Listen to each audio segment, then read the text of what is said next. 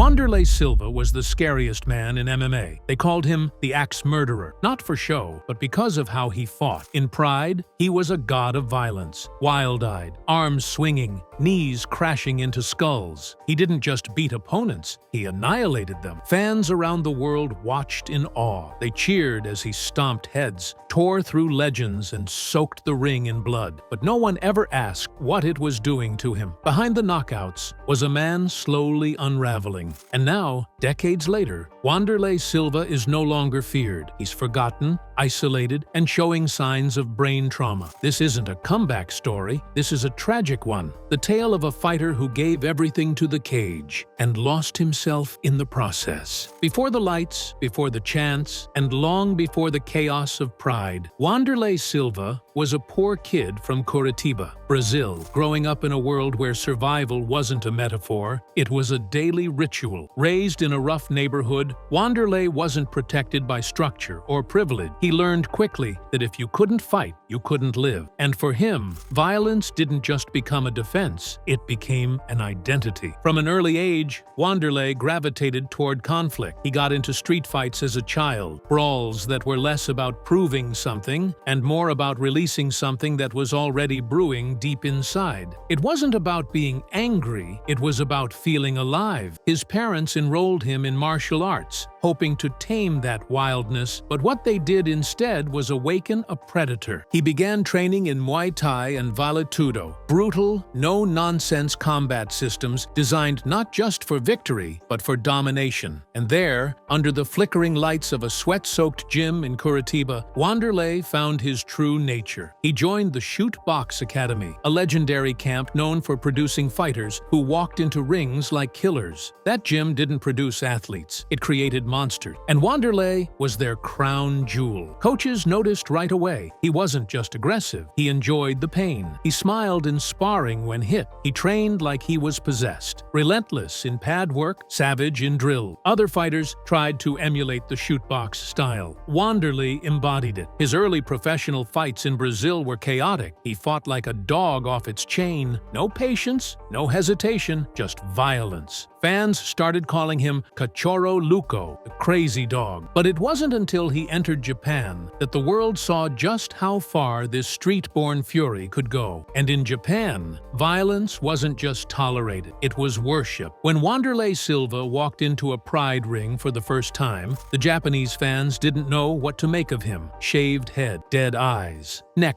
bulging like a pit bull. He didn't dance, he didn't smile, he just marched forward. Under pride rules, those soccer kicks and knees to the head of a downed opponent weren't illegal, they were encouraged. Silva went on an 18-fight unbeaten streak, one of the most dominant runs in MMA history. He won the Pride Middleweight Grand Prix and held the Pride Middleweight Championship for 5 years. But stats don't tell the full story. Wanderlei was different. He wasn't just winning fights, he was breaking people, mentally, physically. He walked down legends like Kazushi Sakuraba and Yuki Kondo like they were prey. He didn't fear damage, he absorbed it and returned more. He wasn't a technician, he wasn't tactical, he was a storm, a wild, uncontrollable storm, and pride loved him for it. The Japanese fans, stoic and respectful, erupted when he entered the ring. He became a national hero, not because he spoke their language, but because he spoke violence, and in Pride, that was fluency. Pride's production added to his myth. The entrances were theatrical, the music thundered, the lights flashed. Wanderlei didn't just show murderer had arrived, and for a time, it felt like he would never fall. But behind that invincible persona, something fragile was already cracking. Because no one can take that much damage forever. And Wanderlei's warpath came with a quiet, growing price. His own humanity. Wanderlei Silva's legacy is written in blood. And it wasn't just his opponent's blood, it was his too. While fans remember the iconic victories, the knockouts, the screaming knees in the clinch, what often gets overlooked is the brutality of the wars he endured. These weren't clean wins, these were survival matches. Fights where the line between dominance and damage was razor thin, and Wanderlei never stepped back. His trilogy with Kazushi Sakuraba is still legendary in Japan.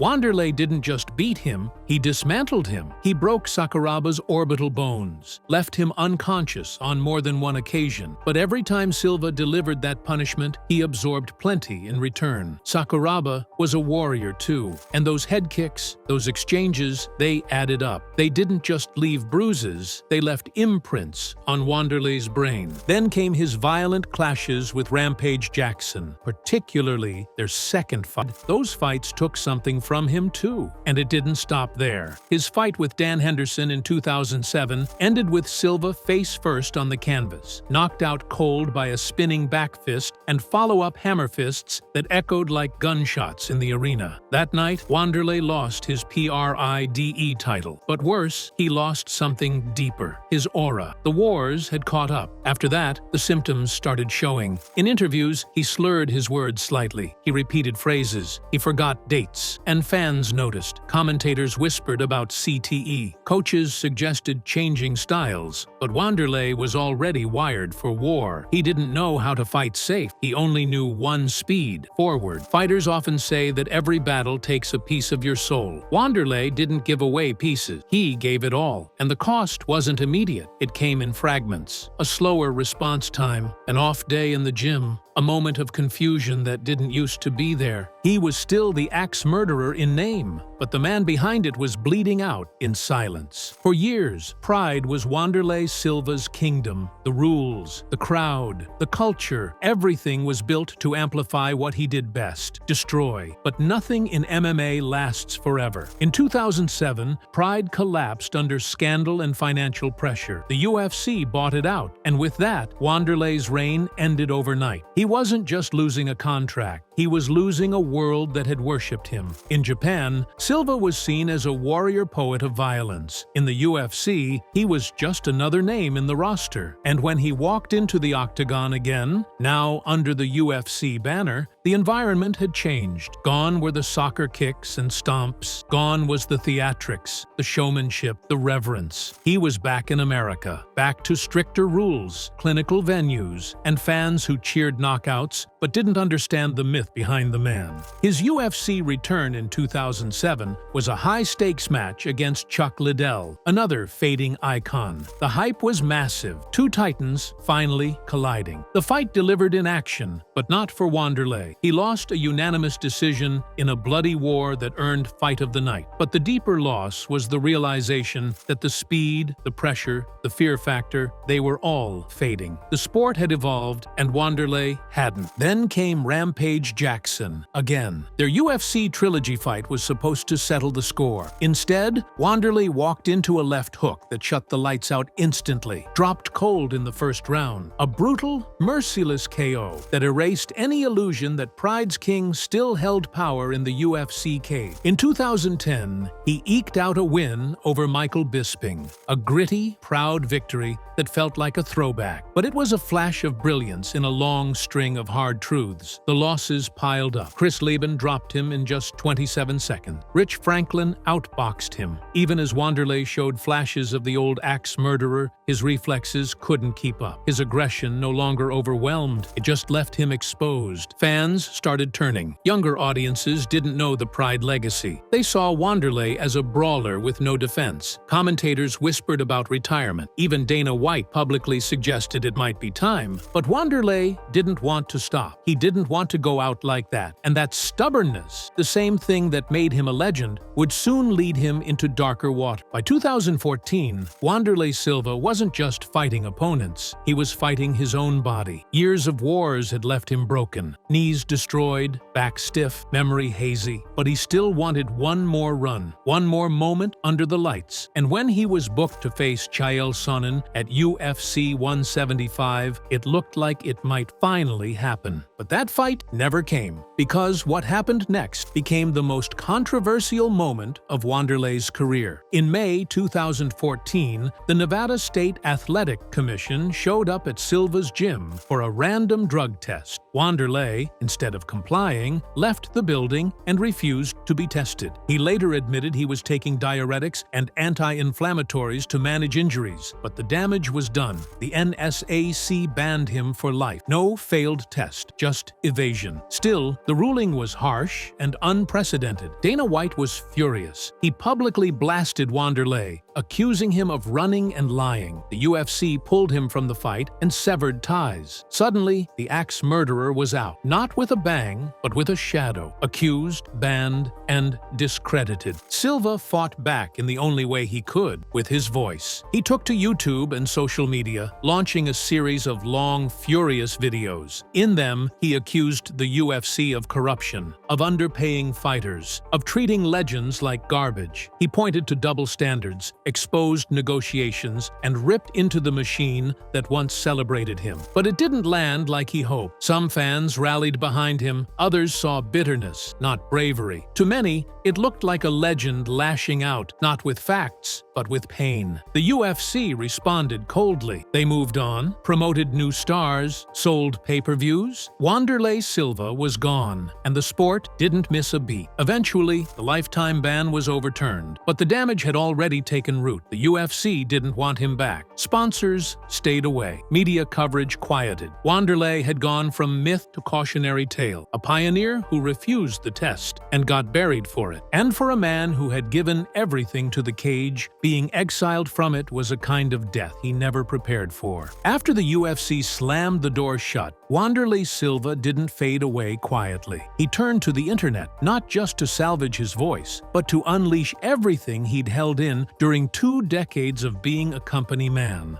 And what came out wasn't filtered, it wasn't calculated, it was raw, rambling, angry, and, at times, alarming. In video after video, Wanderlei accused the UFC of manipulating outcomes. He claimed they rigged fights, controlled judges, and suppressed fighters who refused to obey. He accused Dana White of exploiting legends and running the sport like a cartel. He even suggested that major fight results were decided in back rooms. To many, it sounded like a man losing control. The rants were long, disjointed, filled with personal venom and scattered logic. But buried in them were valid criticisms: fighter pay, lack of healthcare, shady backroom deals. Wanderlei had become a whistleblower, but he didn't have the language or support to do it cleanly. So it came out messy, broken, like him. In 2016, Silva filed a lawsuit against the UFC and Zuffa, accusing them of anti-competitive practices. It was a bold move, one that no other legend had dared to do. But the case didn't gain traction. It was dismissed, the media barely covered it, and Wanderlei was left looking like a bitter ex-employee, shouting at a machine that had already moved on. Meanwhile, his public appearances grew fewer. He was invited to less. His star power dimmed. In Brazil, fans still respected him. In Japan, old clips still played. But in the wider MMA world, he became a strange figure, half hero, half outcast. He tried to find a home in other organizations, Rizin, Bellator, but it was never the same. He looked slower, less ferocious. The wild eyes were there, but the chaos behind them had dulled. And the truth no one wanted to say out loud was becoming harder to ignore. The damage from years of warfare to the body, to the brain, was beginning to take permanent hold. Wanderlei Silva had once brought chaos to everyone else. Now it was inside him. By the late 2000s and 10s, the signs could no longer be ignored. Wanderlei Silva, once the snarling face of pride, was clearly not the same. His speech had slowed. His interviews became scattered. He repeated thoughts. Sometimes he forgot names. Other times, he just stopped mid-sentence, like the thought had evaporated before it could reach his mouth. Fans noticed, so did journalists. The axe murderer was losing more than just his fights. He was losing pieces of himself. Then came the admission. In 2019, Wanderlei sat down for an interview and confessed what many had feared. He was experiencing memory loss. He said he'd often forget entire conversations, couldn't remember where he parked his car. He felt, in his words, a fog hanging over him most days. He couldn't sleep. Sometimes he would lie awake, feeling restless, agitated, with no idea why. Doctors believe Silva is living with CTE, chronic traumatic encephalopathy, the same condition found in NFL players and boxers who've suffered repeated head trauma. It can't be officially diagnosed until death, but the symptoms are painfully clear, and they read like a checklist of Wanderlei's current life: memory loss, confusion, mood swings, impulsivity, and deep depression. Wanderlei said he has over 20 documented concussions from his MMA career. That's just the ones on record. record. He suspects the real number is closer to 100. "I don't remember half my fights," he admitted. "Only the videos remind me who I used to be." It's a haunting statement from a man once defined by his physical savagery. His weapons, the very tools that made him immortal in pride, had turned on him. His knees, his fists, his head, all of it paid for in moments of glory, now crumbling in slow motion. And unlike an arm injury or a broken rib, this damage can't be healed. You can't train your way out of CTE. You can't fight through it. There's no corner advice that makes the brain come back. And Silva knows this. In another interview, his voice cracked when he said, "I wish I could go back and tell that young fighter to be smarter," but he can't. Because that fighter, the one who rushed into war for the roar of the crowd, is still charging forward in his mind, even as the real man behind the eyes fades more with each passing year. These days, Wanderlei Silva isn't hard to find, but only if you're really looking. He still makes public appearances at regional MMA events in Brazil. He shows up for photo ops, smiles for the camera, waves at the crowd, and then, just as quickly, disappears backstage. The fire is gone. The wide-eyed snarl that once sent chills down an entire arena has softened into something quieter, something hollow. He's not in the headlines anymore. The UFC never mentions him in legacy talks. They don't play his highlights during promo reels. He's been left off Hall of Fame ballots. There's no documentary, no redemption arc, just a fading legend whose career lives on in fan-made YouTube clips and niche podcasts that say, "Man, remember when Wanderlei was scary?" But behind the filtered selfies and carefully chosen words on social media, there's a deeper, sadder reality. Friends say Wanderlei has become increasingly isolated. His memory lapses make it hard to keep long conversations. He zones out mid-sentence. At events, handlers often guide him through the crowd because he gets overwhelmed easily. Loud noises make him flinch. Bright lights make him dizzy. He wears sunglasses indoors more often now, not for style, but because of headaches and sensory issues. Those close to him have said privately that his family has grown more protective. His wife, who used to encourage his public appearances, now prefers to keep him close to home. He still trains, still lifts, still looks like a fighter, but the war machine is gone.